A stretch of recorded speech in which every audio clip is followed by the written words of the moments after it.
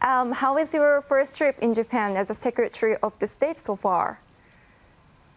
It's been wonderful, and it's so good to be back in Japan, in Tokyo. I've spent many days here before, and it's wonderful to reconnect with colleagues in government, with our team at the United States Embassy, and I wish we had more of an opportunity to get out and about. But just being here is a really good thing, and you know it's very deliberate. This is my first overseas trip as Secretary of State, and we wanted to come to Japan along with Secretary of Defense Lloyd Austin to demonstrate in a very, very concrete way the value that we place, that President Biden places on the alliance between the United States and Japan. That's great. Well, we have only 10 minutes, and I have 5 to 6 questions to ask, so let's get started. Okay. So yesterday, 2+2 was held in Tokyo, and in that meeting, U.S. and Japan shared their concerns about various issues, but obviously that was mainly about China. So here's my question. What will be your demands to China at the meeting that coming on Thursday? And do you think you can push China to change its behavior in East and South China Seas? Well, first, I think both the United States and Japan are very concerned because we've seen in recent years China acting more repressively at home and more aggressively abroad, including with regard to the Senkaku Islands, the South China Sea, Hong Kong, Taiwan, and that's of concern to both of us. And it's also, I think, a concern to all of those who value peace and stability in this region. And of course, there are many other issues of real concern, including economic issues, including issues of human rights at home in China. And I think both of our countries, as leading democracies, really share that concern. So we spent some time talking about it. But we'll have an opportunity, as you alluded to meet directly with senior Chinese counterparts in Anchorage, Alaska at the end of the week. I'll be going there along with my colleague, the American National Security Advisor, Jake Sullivan. And that's an opportunity for us to very directly, face-to-face, share with our Chinese counterparts the concerns that the United States has, that our allies and partners have about some of the things that China is doing. And I suspect it'll be an opportunity for China to share whatever concerns it has about us. But it's important that we have an opportunity to speak directly, to speak clearly, to speak openly, also to demonstrate to our counterparts that there is no difference between what we say in public and what we say in private. The concerns that we've expressed publicly are the same ones that we'll be expressing to them in private. Okay. What is the priority in that meeting? Well, the priority really is this opportunity to lay out clearly, openly, directly our concerns, how we see our own interests, our own priorities, and of course we'll listen to our colleagues from Beijing.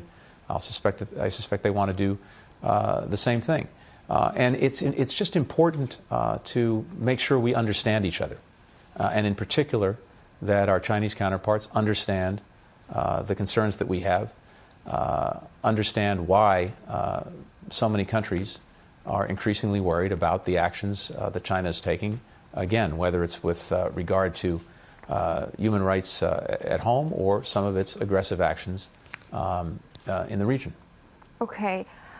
And the Chinese Foreign Minister, Mr. Wang Yi, is asking to remove tariffs on trade. So how do you intend to solve this trade war? Well, when it comes to trade, I think there are two important things.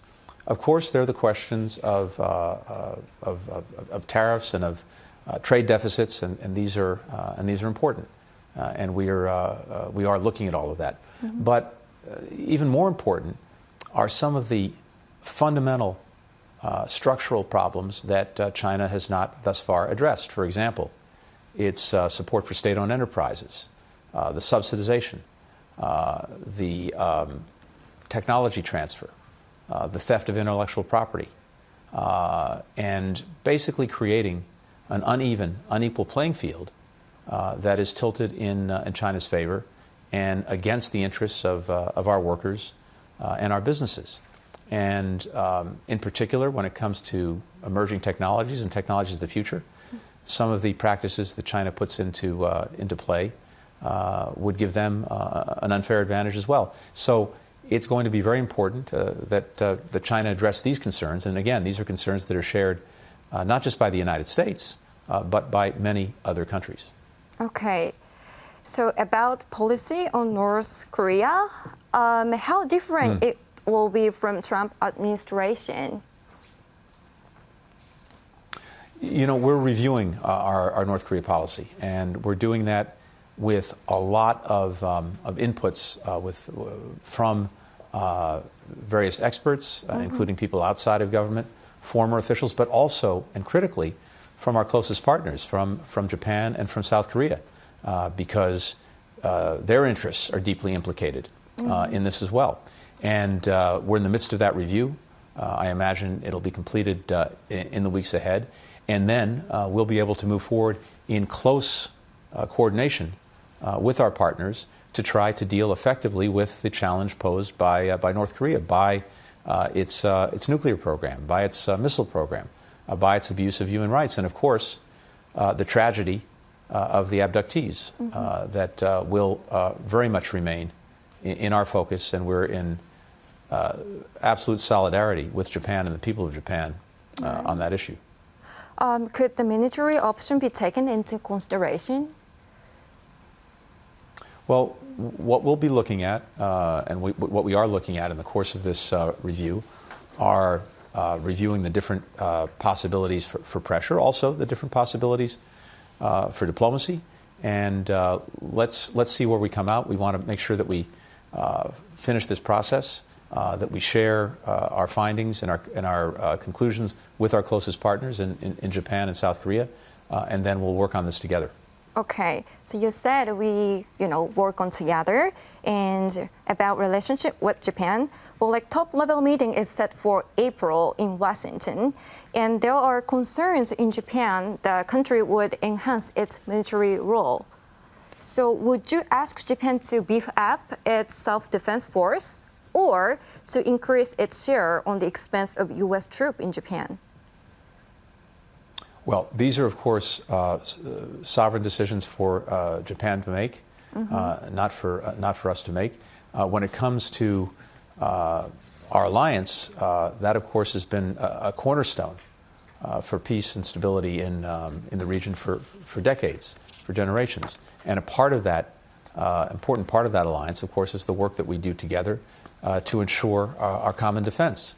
And the United States has contributed significantly to that common defense, and we benefited from the wonderful hospitality of Japan for many years, as well as the host nation support.